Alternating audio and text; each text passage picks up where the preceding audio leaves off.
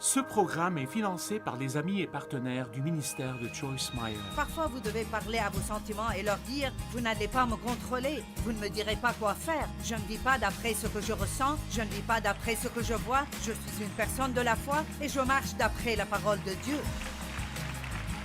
Donc, si la Bible dit « Dieu vous aime », donc sûrement Dieu vous aime.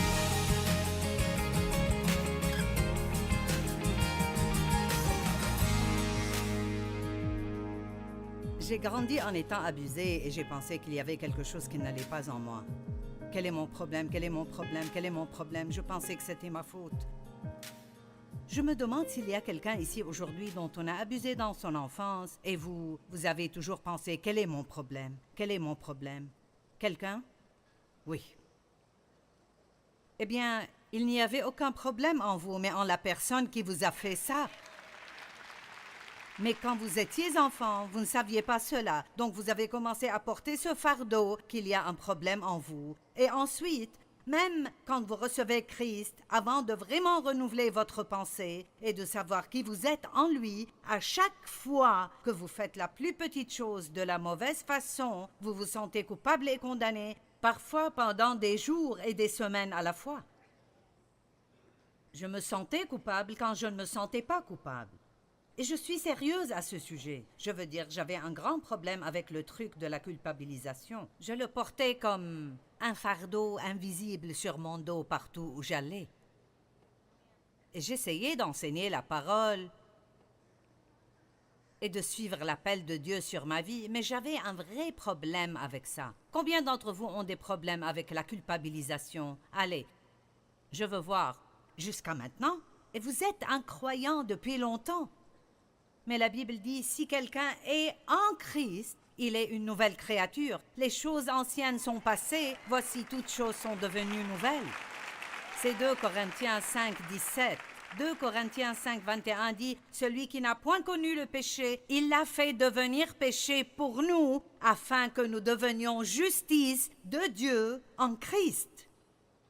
Donc quand il siège, et je siège en lui, même quand je fais des fautes, Dieu me voit toujours, d'après la Bible amplifiée, comme étant juste devant lui. Bien que je fasse des fautes parce que mon cœur est droit et je veux faire ce qui est bon et je suis désolée d'avoir fait ces fautes, Dieu me voit toujours comme étant juste devant lui. Nous sommes justifiés en Christ, c'est-à-dire nous sommes changés. C'est comme si nous n'avions jamais péché. Allez, j'en ai assez que vous soyez en colère contre vous-même.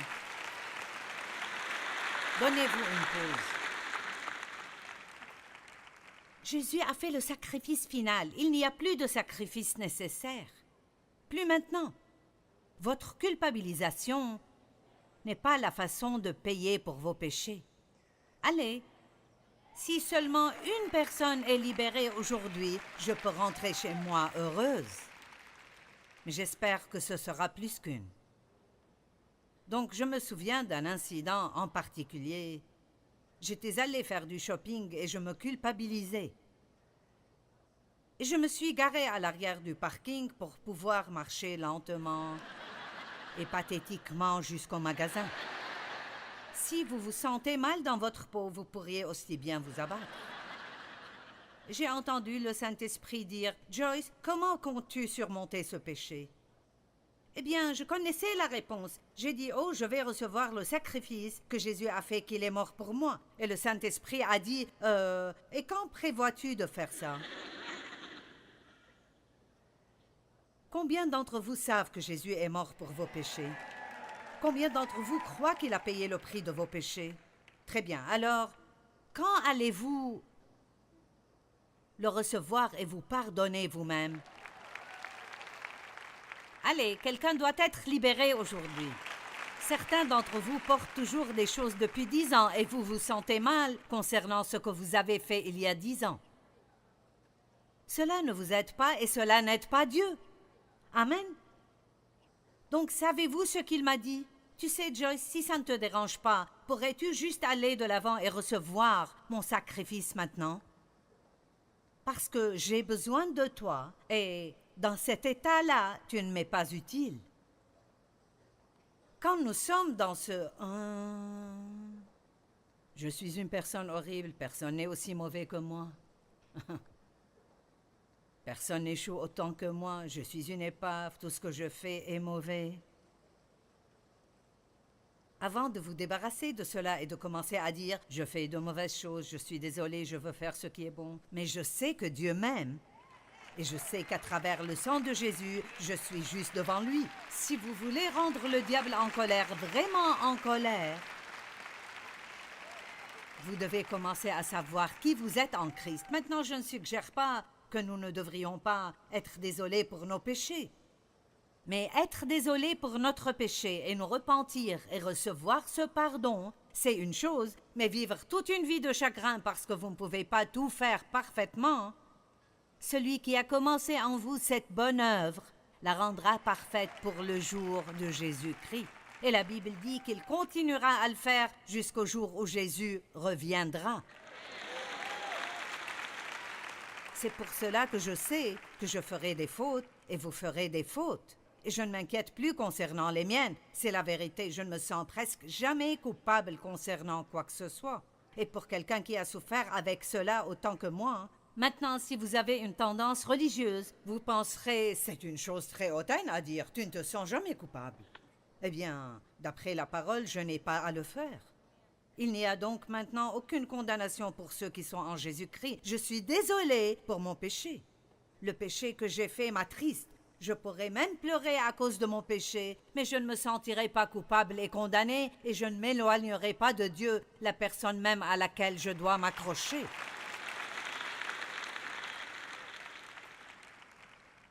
Vous savez pourquoi? Je n'aime pas devoir vous le dire, mais Dieu n'est pas surpris par votre comportement.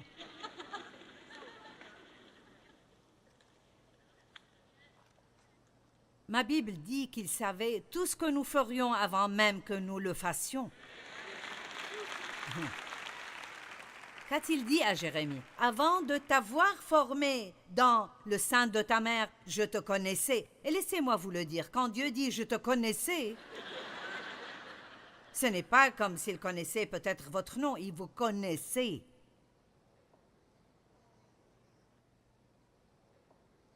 J'ai fait de vous mes outils choisis. Avec tout ce que nous faisons de mal, Dieu nous choisit et il nous utilise. Et la Bible dit qu'il le fait pour confondre ceux qui pensent être sages et utilisables et qui ont vraiment besoin d'humilité.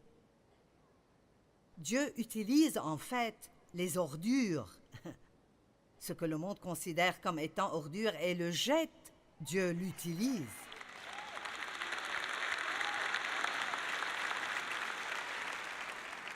Vous ne comprenez simplement pas combien c'est ridicule que je fasse ce que je fais. Je veux dire, abuser pendant 15 ans, marié au premier gars venu parce que je pensais que j'étais sans valeur, c'était 5 années supplémentaires de tourments et de torture. J'aurais voulu aller à l'université, mais je ne pouvais pas le faire parce que je voulais juste sortir de la maison de mon père et pouvoir prendre soin de moi pour que personne ne puisse plus jamais me contrôler. Et mes enseignants ont reconnu que j'étais douée pour l'écriture et ils voulaient vraiment que j'aie une bourse de journalisme.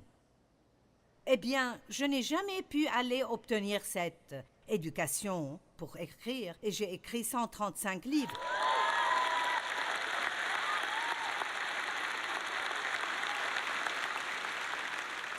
Devinez quoi, j'ai presque échoué l'anglais. C'est vrai, je suis sérieuse. Je l'ai presque échoué parce que je me moquais de si c'était un nom ou un pronom ou un verbe. Je voulais juste parler. Maintenant, je parle à des gens partout dans le monde. Je n'ai jamais appris de langue étrangère, mais je parle en 132 langues. Et je veux dire parce que mes messages sont traduits. Ils sont traduits en 100... Vous voyez? Vous vous disiez, tu les connais? Allez, mes messages sont traduits. Ce que nous faisons ici aujourd'hui sera vu partout dans le monde en 132 langues. Et donc, j'essaie de vous faire comprendre que toute chose que le diable a essayé de m'enlever, Dieu me l'a donnée multipliée plusieurs fois et croyez-moi, il fera la même chose pour vous. Amen. Alléluia. Mais je veux que vous compreniez que je n'allais nulle part rapidement avant de dépasser cette condamnation. S'il vous plaît, écoutez-moi. Mais c'est ce que je ressens. C'est vrai, mais vous pouvez contrôler ce que vous dites.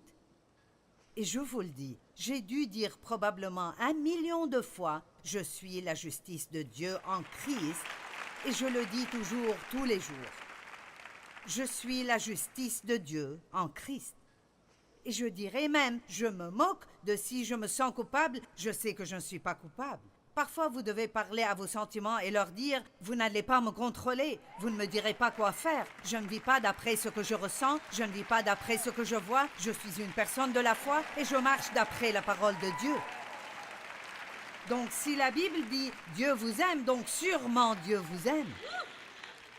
Qu'importe ce que vous pensez, la Bible dit « Dieu a un bon plan pour votre vie », donc Dieu a un bon plan pour votre vie. Soyez d'accord avec Dieu, arrêtez d'être d'accord avec le diable et vous verrez peut-être de grandes choses arriver dans votre vie. C'est si merveilleux de tout faire, de cette position de nous reposer en Dieu. Mais vous ne vous reposerez dans aucune autre région de votre vie avant d'apprendre comment vous reposer en Dieu à votre propos.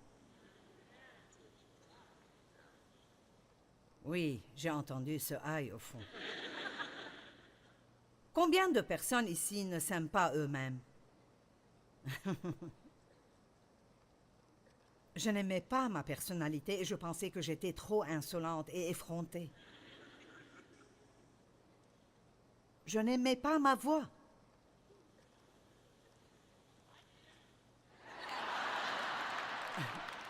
Je l'aime maintenant, mais vous savez quand même, je pourrais appeler n'importe où. Et ils diraient « Oui, monsieur ». Je me moque d'où j'appelle. Ils diront « Oui, monsieur ». Et quand je n'étais pas à l'aise dans ma peau, cela me faisait me sentir mal. Mais maintenant, je pense que c'est drôle. J'ai appelé un spa un jour pour un soin du visage.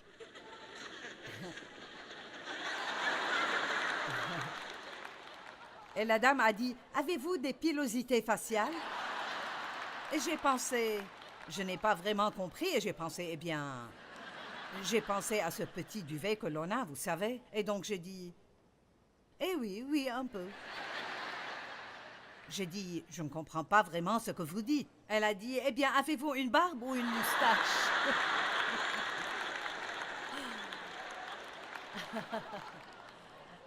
Et vous voyez, n'est-ce pas merveilleux quand vous pouvez rire à propos de trucs pareils, au lieu de vous sentir mal et condamné?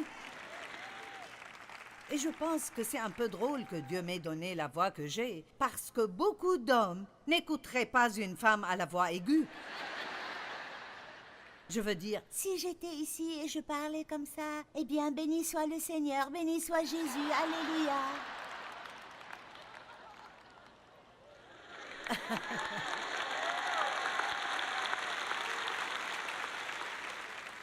vous voyez, j'ai une voix puissante. Et j'ai quelques histoires. Nous avons parqué une nuit dans le parking d'une église où j'allais parler à Chicago. Et ce motocycliste est venu près de nous sur sa grande Harley et il avait une queue de cheval et une barbe et il avait ses vêtements en cuir. Et il m'a reconnu et il a dit « Hey !»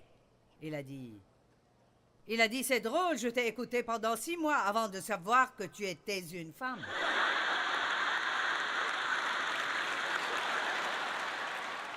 Ceci était quand je passais à la radio. Il a dit « Je n'aurais jamais écouté si une femme me disait quoi que ce soit. Mais quand j'ai découvert que tu étais une femme, ma vie avait tellement changé que je ne pouvais pas le nier. »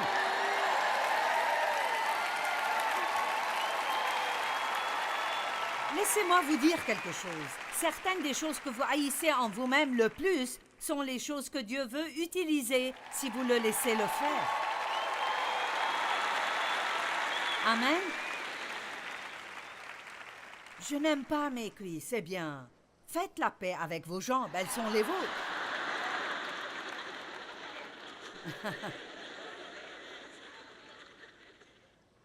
J'ai décidé que je ne me battrai plus intérieurement. Je laisserai Dieu changer quoi que ce soit en moi qu'il veut changer. Dieu sait cela. Il connaît votre cœur. Il connaît mon cœur. Il sait que je l'aime. Je serai très heureuse de tout faire parfaitement et de marcher tout comme Jésus l'a fait et de ne jamais faire de faute du tout. Mais je sais que ça n'arrivera pas parce que si j'étais aussi bonne, je serais si vaniteuse que Dieu ne pourrait pas m'utiliser.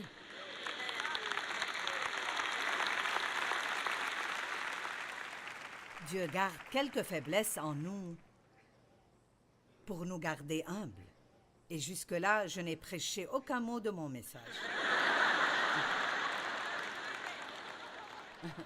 Mais je pense que ça va, je ne sais pas.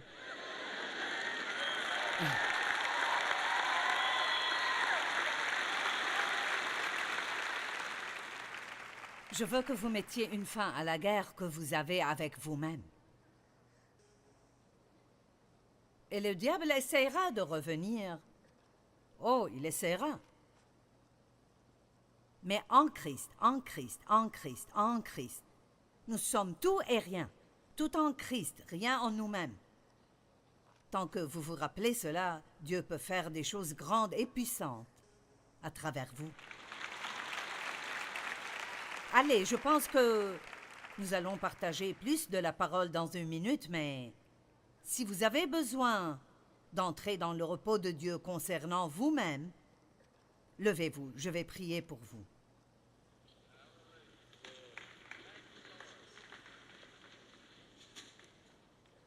C'est merveilleux parce que c'est presque 80% de l'Église. Oh, ceci est si bien, si bien. Père, je prie pour toutes ces personnes merveilleuses pour lesquelles tu as envoyé ton Fils mourir. Tu as payé le prix pour eux, pour qu'ils puissent savoir qui ils sont en toi. Nous sommes tous des épaves en nous-mêmes, mais en toi, nous pouvons faire de grandes choses. Je chasse l'esprit démoniaque de la culpabilisation, de la haine de soi, de l'aversion de soi, du doute. Et je prie que chacune de ces personnes sorte d'ici étant entrées dans ton repos concernant qui ils sont et où ils sont dans leur marche avec toi. Et ils jouiront d'où ils sont en chemin vers où ils vont.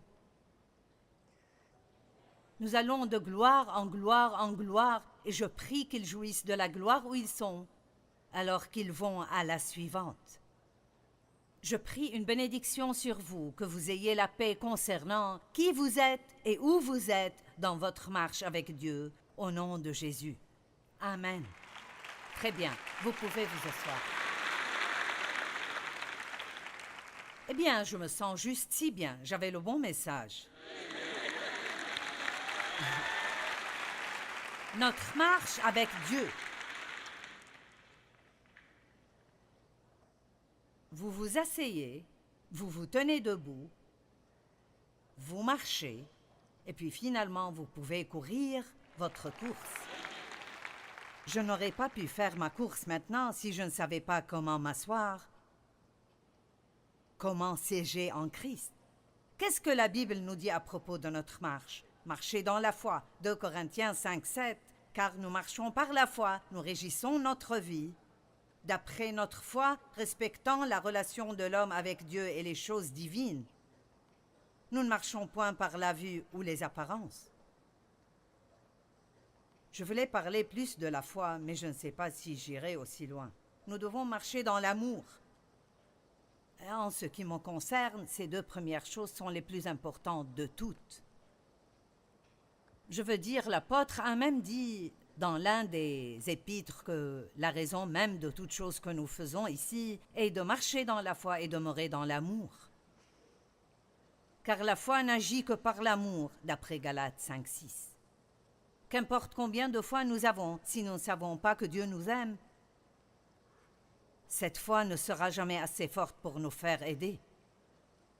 Et marcher dans l'amour avec d'autres personnes est si important.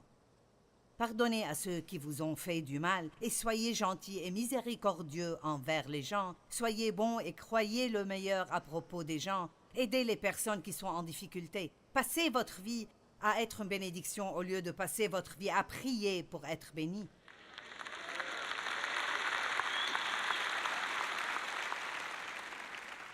Marchez comme Christ marchait. Marchez pour plaire à Dieu, dit 1 Thessaloniciens 4:1. Colossiens 3:6 et 7 disent « Ne vous comportez pas comme les païens ». Nous allons nous arrêter là juste une seconde et dire « Nous sommes dans le monde, mais nous n'en faisons pas partie ». C'est le moment pour nous d'avancer. Allez, c'est le moment pour nous de choisir d'être excellents et d'arrêter de nous comporter comme le reste du monde.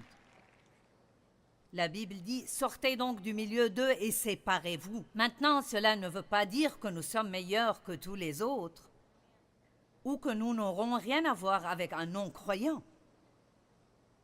Nous devrions pas être proches et amis intimes de non-croyants, mais nous devons être leurs amis et nous devrions leur montrer l'amour parce que sinon, nous ne leur montrons pas Christ. Mais nous ne pouvons pas devenir comme eux. Je dis toujours, passez du temps avec les non-croyants tant que vous les affectez et ils ne vous infectent pas. Amen. Si nous ignorons et évitons tous les non-croyants et nous restons juste dans notre petit groupe d'amis chrétiens, alors qu'est-ce qui arrivera au monde? Si vous travaillez dans un endroit et il y a 2 autres chrétiens et vous 3 passez du temps ensemble tout le temps, tout ce qu'ils vont penser est « Ah oui, tu penses être meilleur que nous ». Nous ne voulons pas montrer cette image-là dans le monde. Et donc, nous devons savoir comment être dans le monde sans en faire partie. Laissez-moi juste agir comme votre mère pendant quelques minutes. Vous ne pouvez pas vous habiller comme le monde s'habille.